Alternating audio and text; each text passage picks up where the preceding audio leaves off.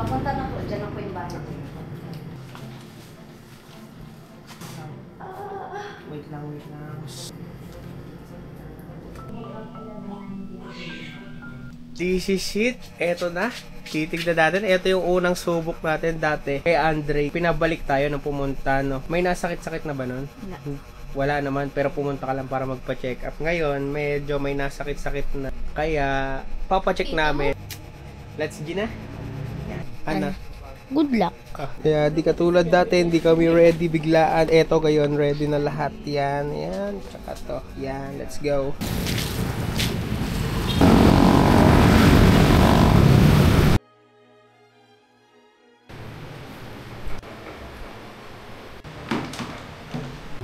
So, yun guys. Dito nga pala pinanganak si Andre Story. Ayan, dito. Yan. Diyan kami nag-room nung pinanganak si Andre Story. So, ngayon guys, malalaman kung ano. Yan. Kasi iaano pa siya yung CM. So, doon nakabase kung manganganak na siya or hindi pa. So, habang sinisi-CM si Mrs. nandito lang ako, waiting lang ako dito. Yan, ganito lang. Tsura dito. Yan. Waiting lang tayo guys. Natawag si Andre guys. Nasaan na kayo? Dito. Ano nangyari? Wala pa, chinecheck pa si mama. Sige na, matulog ka na. Uwi kaya hindi. Hindi pa alam. Nasa loob pa si mama eh. Tawagan mo ako pag hindi ha. Pag hindi mo ka tinawag, ibig sabihin. Uwi kaya ha. Oo. Inalis ko kasi ito eh. Dito. Kung pag dito matutulog si Lolo. Sige. Te-text ko na lang sa'yo, chat ko. Okay. Bye. Bye. O, diba? Nakita niyo si Andre, ganun ka-concern yung batang yan. Sabi, kamusta? 4 cm. Ganun dati, diba? Eh di dire-diretso na tayo. Ha? Gina? Kaya na? Galingan mo ha. So, yun guys, mapapalaban na si Mrs.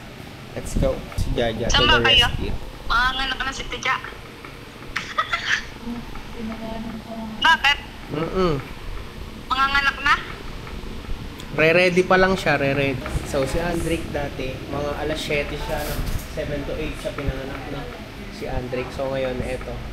Si baby is eto. Yan.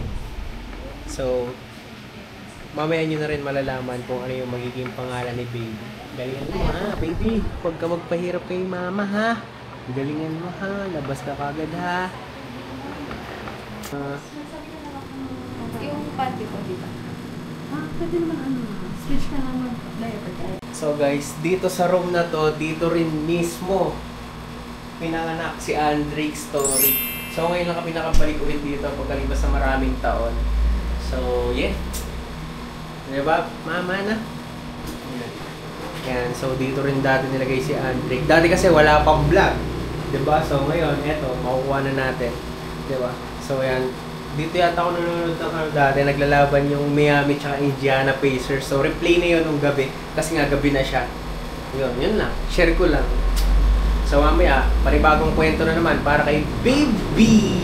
Yan. Ilang oras na lang lalabas na si baby. Yan. Baby, galingan mo ha. Labas ko. Todo mo. Huwag mo pahirapan si mama ha. Galingan mo. Yan. Excited na.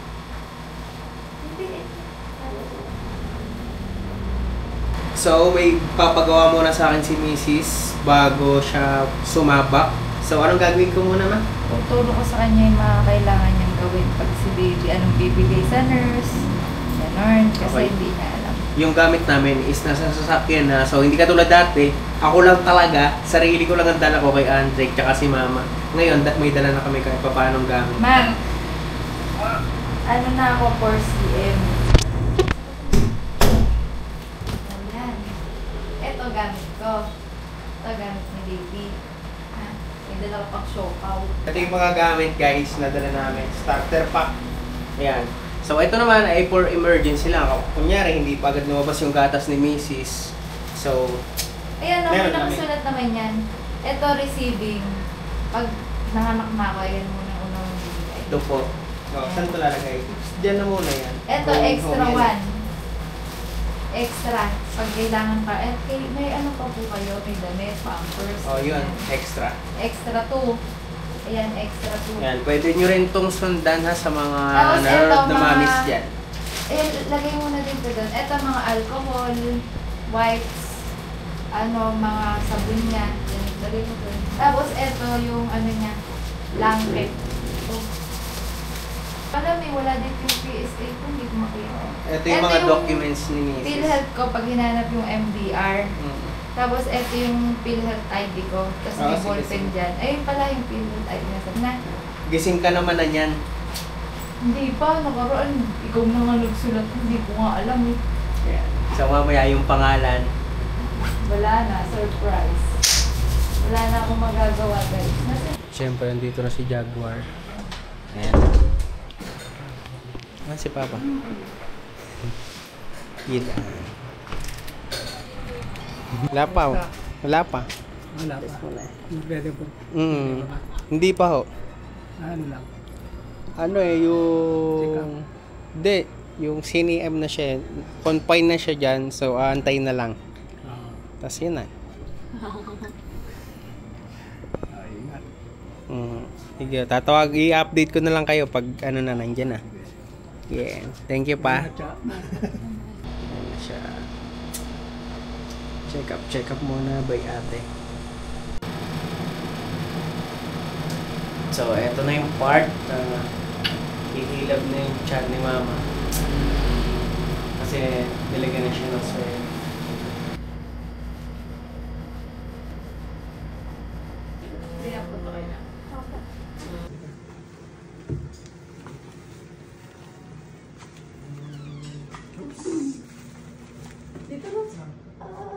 Wait lang.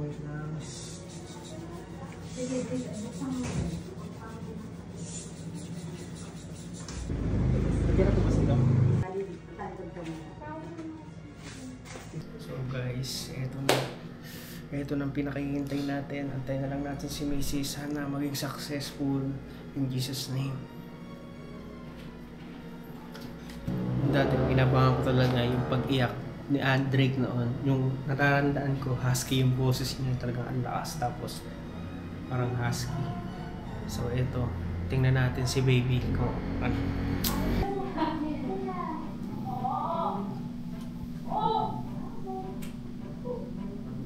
Lord, please save po sila, Lord.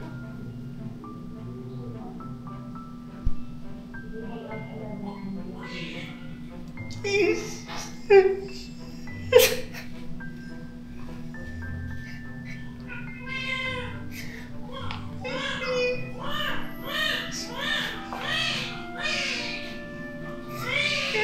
Thank you, Lord.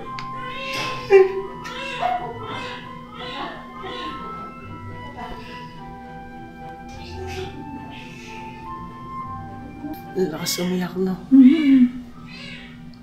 Mana kay Andrick.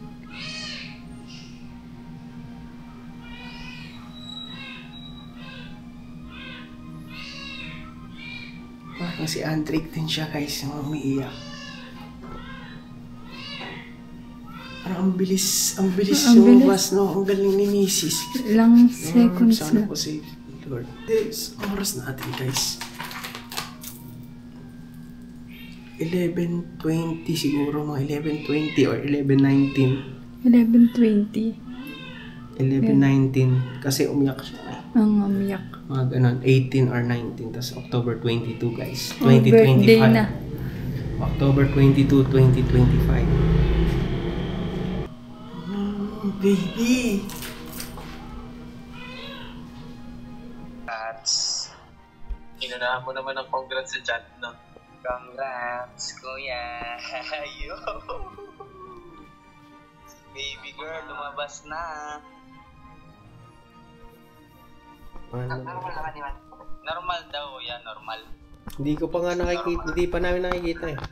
Hindi pa nakikita. Nasa loob pa. Narinig ko lang iyak. Hindi, kung normal yung panganak ko si is. Oh, normal daw, normal. Kakanap. Ayos mo. Lalaro kami. So ngayon guys, excited naman ako sa pagkikita namin ni baby. So, antayin na lang natin silang makalabas. So, wala pa akong balita ngayon kung ano ang sitwasyon.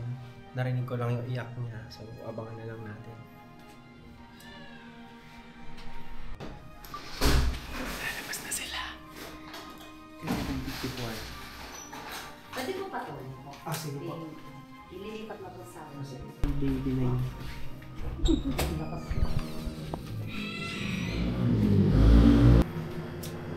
Mama, kinalingan ni mama. Isang ere lang siya, ate.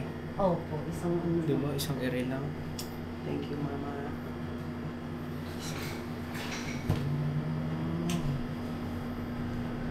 Galing. Ngayon pala guys, hindi pa rin nakikita ni mama si baby. Dahil nawalan nga siya ng nakatulog nga siya pagkatapos nun. Nakatulog ka na. Ay hindi, dire-diretso lang. Galing. Galing. 12:01 na. So 23 na namin siya makikita.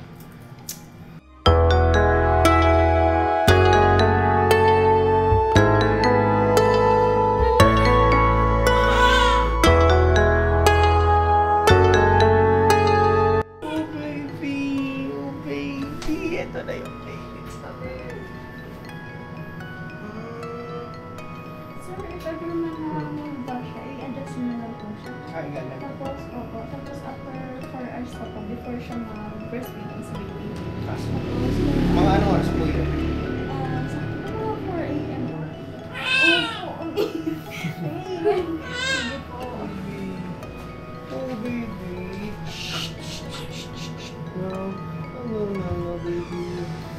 At nanganak na nga si Mrs. Kaya naman nagpapasalamat kami kay Lord dahil safe na nailuwal ang aming baby. Abangan nyo sa mga susunod na vlog ang aming mga ganap at syempre ang pinakahihintay natin ang pagkikita ng magkuya.